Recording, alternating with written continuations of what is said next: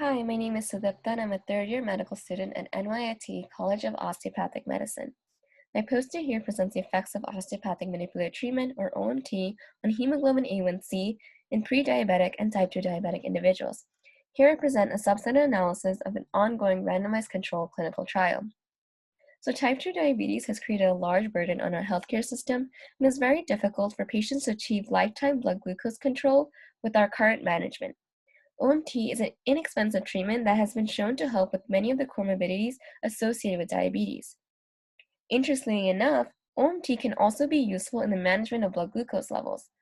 So in the 1950s, an osteopathic physician named Dr. Van Deen documented techniques that were shown to decrease blood glucose levels in patients.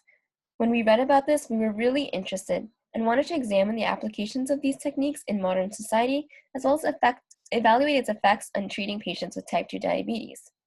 In this analysis, we focus on hemoglobin A1C and assess for any differences amongst males and females. We hypothesized that subjects treated with OMT would have greater decreases in hemoglobin A1C compared to the control group in both sexes. This trial was conducted in the suburban community of Long Island, New York, across two healthcare centers associated with NYIT-Com, and it therefore encompasses the full demographic population of Long Island. We enrolled individuals that were non-diabetic, as we termed here healthy, pre-diabetic, and with type 2 diabetes.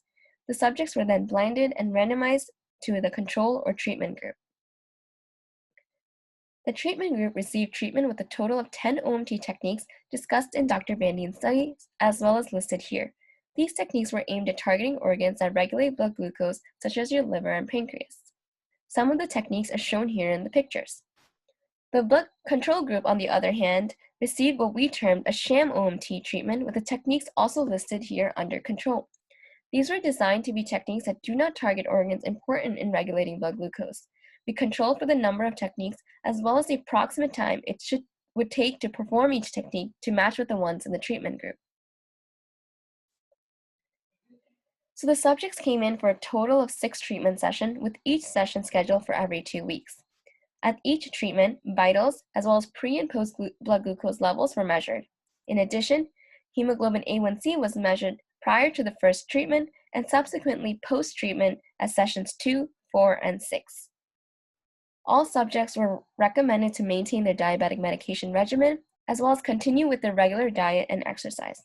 Any changes in medication, diet, or exercise were monitored during each visit.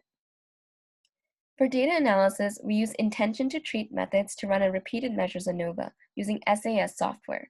We stratify the subjects by their sex and diabetes diagnosis and assess for differences in hemoglobin A1C between the control and treatment groups within each category. We set a significance threshold of p less than 0.05.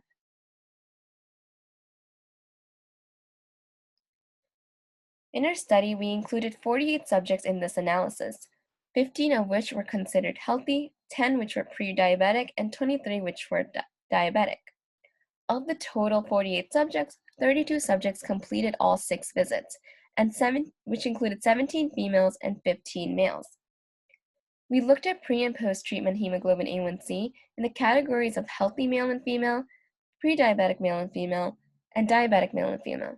Overall, there was a mean decrease in hemoglobin A1C after 6 treatment sessions, except in the group of healthy females, in which the A1C levels increased as demonstrated in Figure 1.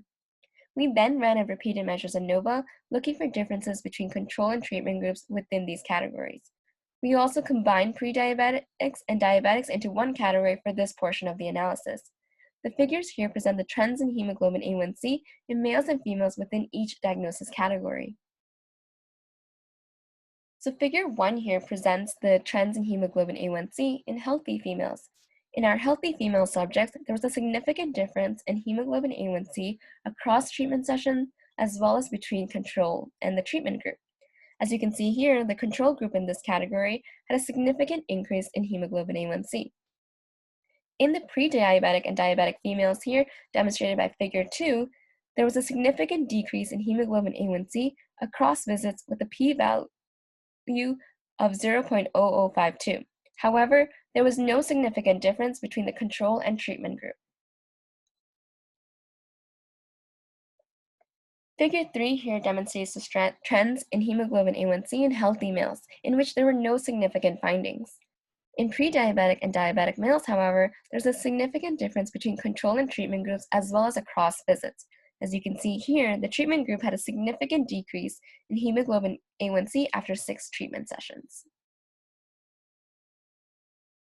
Therefore, these results suggest that OMT can be a useful modality in decreasing hemoglobin A1C in males and females with prediabetes or type 2 diabetes. Some limitations of this study include the small sample size and loss of follow-up in patients, mainly due to the recent events of the pandemic. Some further studies that are possible is to evaluate hemoglobin A1C in accordance with screening values.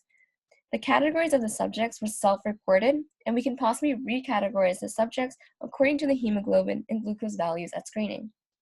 Furthermore, we can assess to determine if these treatments can help with some of the comorbidities that are seen in conjunction or associated with diabetes. To end, I would like to state that as the management of this disease becomes more difficult, further evaluation of OMT in the treatment of diabetes is needed and can help mitigate some of the healthcare burden of this disease.